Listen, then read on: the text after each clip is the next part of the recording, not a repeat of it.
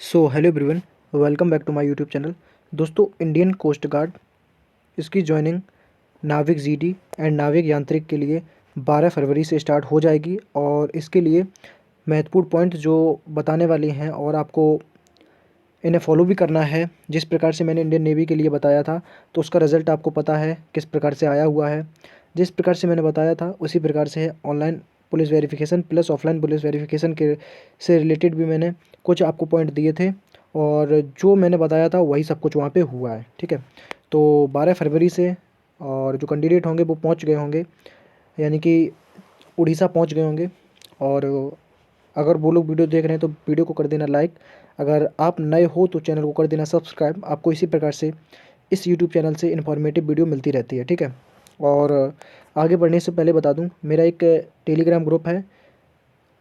Telegram group की link इस video के डिस्क्रिप्शन में मिल जाएगी। आप मेरी टेलीग्राम ग्रुप को ज्वाइन कर लें, क्योंकि सबसे पहले जो अपडेट होता है वो मैं अपने टेलीग्राम ग्रुप पर दे देता हूँ। ठीक है, तो इंडियन कोस्ट गार्ड सबसे पहले जो स्टूडेंट है उसे क्या प्रॉब्लम रहती है कि सर डॉक्यूमेंट से रिलेटेड कोई भी प्रॉब्लम नहीं है, पर एक ऐसी चीज़ है जिसे बोलते हैं हम लोग पुलिस वेरिफिकेशन। ठीक है, पुलिस वेरिफिकेशन सर बहुत प्रॉब्लम कर रहा है। कहीं पर ऑफलाइन नहीं बन रहा है, कहीं पर ऑनलाइन नहीं बन रहा है। तो सर क्या किया जाए कि हम पुलिस वेरिफिकेशन आउट होने से बचें। तो फ्रेंड्स, मैं एक बार फिर से बोल देता हूँ, पुलिस वेरिफिकेशन में आप आउट बिल्कुल नहीं होंगे। ठीक है, पुलिस वेरिफिकेशन में बिल्कुल आप लोग आउट नहीं होंगे। पुलिस वेरिफिकेशन बनवाने के लिए आपको वहाँ पे टाइम दिया जाएगा। अगर जैसे आपके पास नहीं है तो आपको टाइम दिया जाएगा। ठीक है, कि 5 दिन, 6 दिन या 7 दिन, मतलब जितना भी वो लोग टाइम देंगे आप लोगों के पास उतना टाइम दिया जाएगा कि आप लोग उस समय के अंदर अंदर आप लोग अपना पुलिस वेरिफिकेशन है वो बनवा कर वापस आपको चिल्का सबमिट करना है। ठीक है, तभी आपको वहाँ पे एंट्री मिलेगी। तो आपको क्या क्या फॉलो करना है, सबसे पहले बात करते हैं पुलिस वेरिफिकेशन के बारे में। तो फ्रेंड्स, आप अगर उस एरिया से बिलोंग करते हैं जहाँ पर इस समय जो ऑनलाइन पुलिस वेरिफिकेशन बन रहा है, ऑफलाइन नहीं बन रहा है, तो फ्रेंड्स आप ऑनलाइन वाला ही लेके जाइएगा वहाँ पे। ठीक है, आपका वहाँ पे मान्य किया जाएगा। जिस प्रकार से मैंने नेवी के लिए बताया था कि ऑनलाइन भी मान कर रहे हैं, ऑफलाइन भी मान कर रहे हैं। ठीक है, तो आप लोग ऑनलाइन अगर नहीं बन रहा है ऑफलाइन तो आप लोग ऑनलाइन लेके जाइएगा, अगर ऑनलाइन नहीं बन रहा है तो आप लोग ऑफलाइन लेके जाइएगा। ठीक है, क्योंकि वो वहाँ पे क्या करते हैं, आपका पुलिस वेरिफिकेशन एक ऐसा नहीं है कि एक प्रूफ है कि हाँ आप पुलिस वेरिफिकेशन लेके आए हैं, आपके ऊपर कोई केस नहीं है। तो आपको वहाँ पे कैसे वेरीफाई किया जाता है कि जो उसमें नंबर दिया जाता है पुलिस वेरिफिकेशन में, जिससे उस सिग्निफाई किया जाता है, उस जैसे एसपी के द्वारा आपने वेरीफाई कराया। ठीक है, तो आपने जिस थाने से या जिस आपने जिस जगह से वेरीफाई कराया वहाँ पर उसके हेड ऑफिस पर कॉल करी जाती है और पूछा जाता है कि आपने इस पुलिस वेरिफिकेशन को वेरीफाई किया है, क्या यह सही है या गलत है। ठीक है, और क्या इसके ऊपर कोई केस है या नहीं है। अगर केस नहीं है तो आप लोग बिल्कुल सेफ़ हैं। अगर केस हुआ या झूठ मूठ में अगर पकड़े गए आप तो वहाँ पे आपको प्रॉब्लम होगा। फ्रेंड्स, आपको वहाँ से वापस आना पड़ेगा पुलिस वेरिफिकेशन से रिलेटेड। ये पॉइंट याद रखिएगा कि आप लोग वापस आ जाएंगे अगर आपने झूठ मूठ का कोई भी पुलिस वेरिफिकेशन बनवाया होगा। ठीक है, आप लोग क्या करिएगा, अगर आपके ऊपर कोई केस हो तो भाई यहीं पे आप लोग रफ़ा दफ़ा करा लीजिएगा।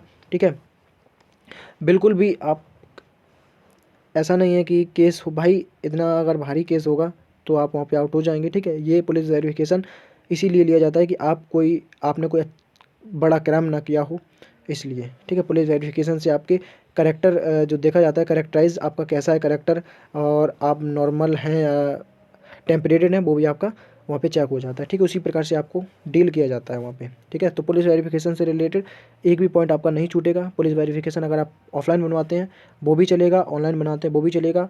ठीक है, वहाँ से वो डायरेक्ट कॉल करेंगे जिस जगह से आपने वेरीफाई कराया वहाँ पे, और पूछा जाएगा। ठीक है, ये बात छोटी मोटी है, आप लोग समझ गए होंगे, और इससे पहले जो वीडियो बनाया था उसमें भी मैंने ब्रीफिंग के साथ ही समझा दिया था आपको। ठीक है, उसके बाद आप जा रहे हैं इंडियन कोस्ट गार्ड की फाइनल ज्वाइनिंग पर, तो आप लोग सबसे पहले आप लोग अपने साथ में कोई भी मेडिसिन लेके नहीं जाइएगा।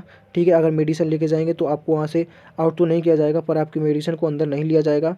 कोई भी इलेक्ट्रॉनिक गैजेट अंदर नहीं जाना है। ठीक है, ये भी आप लोग याद रखिएगा। एक भी इलेक्ट्रॉनिक गैजेट आप अंदर लेके गए, आपके ऊपर थोड़ी बहुत कार्रवाई ज़रूर की जाएगी। ठीक है, तो मेडिसिन और खाने पीने की जैसी चीज़ें होती हैं तो वो अंदर नहीं ले जाई जाती हैं, क्योंकि वहाँ पे सब कुछ आपका उपलब्ध है और वहाँ पे आपको टाइम टू टाइम मिलता भी रहता है, ठीक है। तो उसके बाद आपकी आती है डॉक्यूमेंट वेरिफिकेशन। तो डॉक्यूमेंट वेरिफिकेशन के समय आपको अपना डोमिसाइल लेके जाना है, ठीक है, और कास्ट सर्टिफिकेट, ठीक है। अगर आप अब EWS के हैं तो EWS का सेंट्रल यानी कि सेंट्रल गवर्नमेंट फॉर्मेट जो होता है, ठीक है, वो लेके जाना है, भारत सरकार द्वारा वेरीफाइड, ठीक है। और OBC से बिलोंग करते हैं तो OBC वाला आपको लेके जाना है, SC से बिलोंग करते हैं या ST से बिलोंग करते हैं, आपको वही कास्ट सर्टिफिकेट लेके जाना है, तभी आप लोग वहाँ पे डॉक्यूमेंट वेरिफिकेशन से बच सकेंगे। और जितने भी आपने डिटेल को सबमिट किया है वो एक एक डिटेल वहाँ पे मैच करी जाएगी। अब अगर आपका देखो वहाँ पे आउट बंदे किस में ज़्यादा होते हैं, यदि आपका नाम, ठीक है, यदि आपका नाम गलत हुआ, आपके पिता का नाम गलत हुआ, आपके माता का नाम गलत हुआ एंड आपके डेट ऑफ बर्थ गलत हुई, ठीक है, डेट ऑफ बर्थ गलत हुई, तो यहाँ पे 4 चीज़ें ज़्यादा देखी जाती हैं। अगर ये चीज़ें सेम मिल रही हैं तो आप वहाँ पे लगभग में 80% सेफ हैं, और अगर इसमें भी कोई प्रॉब्लम है तो आप 100% बिल्कुल गलत हैं, समझ रहे हो। 100% आपको वहाँ से आउट कर दिया जाएगा, ये भी आप लोग बात याद रखिएगा, ठीक है। तो डॉक्यूमेंट वेरिफिकेशन हार्ड होता है वहाँ पे, ठीक है, क्योंकि लास्ट स्टेज रहती है बच्चों को आउट करने के लिए। आपकी सीट वहाँ पे टोटल सीट अगर बात करी जाए तो 250 सीट रहती है, ठीक है। नाविक जीडी और नाविक जीडी प्लस नाविक यांत्रिक के लिए प्लस 50 सीट और जोड़ दी जाती है, तो वहाँ पे टोटल 300 सीट हो जाती है नाविक यांत्रिक प्लस नाविक जीडी के लिए, और 50 सीट आपके नाविक डीबी के लिए चली जाती है। तो ये रहता है सिलेक्शन फंडा। तो वहाँ पे आपको ज़्यादातर जैसे किसी को कोई डॉक्यूमेंट में प्रॉब्लम होती है तो 6-7 दिन का टाइम दे दिया जाता है, जिससे आप लोगों को वहाँ पे बहुत सारा जो छोटी मोटी गलती रहती है वो सुधारने का टाइम आपको मिल जाता है, ठीक है। तो ये था डॉक्यूमेंट से रिलेटेड जो कि मैंने बता दिया है। आप लोग ओरिजिनल डॉक्यूमेंट लेके जाइएगा, और इसके जो जब आपने इसका स्टेज 3 का एडमिट कार्ड डाउनलोड किया होगा तो उसमें इंस्ट्रक्शन में आपको पता होगा कि कितनी फ़ोटो लेके जानी है, कितने ज़ीरोक्स लेके जाना है। तो सब लोग आप लोग एक बार ज़रूर से देख लेना, और जब जाना वहाँ पे देख के जाना यहाँ से, ठीक है, कोई भी छूटना नहीं चाहिए। भाई ज़्यादा लेके जाइएगा तब तो सही है, कम पड़ गया तो वहाँ पे प्रॉब्लम आपको होगा, ठीक है। तो ये था डॉक्यूमेंट वेरिफिकेशन से रिलेटेड। और कोरोना रिपोर्ट अगर आपके पास RT-PCR जिसे बोलते हैं पॉजिटिव है तो पॉजिटिव लेके जाइएगा, नेगेटिव है तो नेगेटिव लेके जाइएगा, तो दोनों मान्य होगी, ठीक है। तो ये हो गया कोरोना से रिलेटेड। और टेम्परेचर चेक हुआ था जो मैंने बता दिया था नेवी में, ठीक है।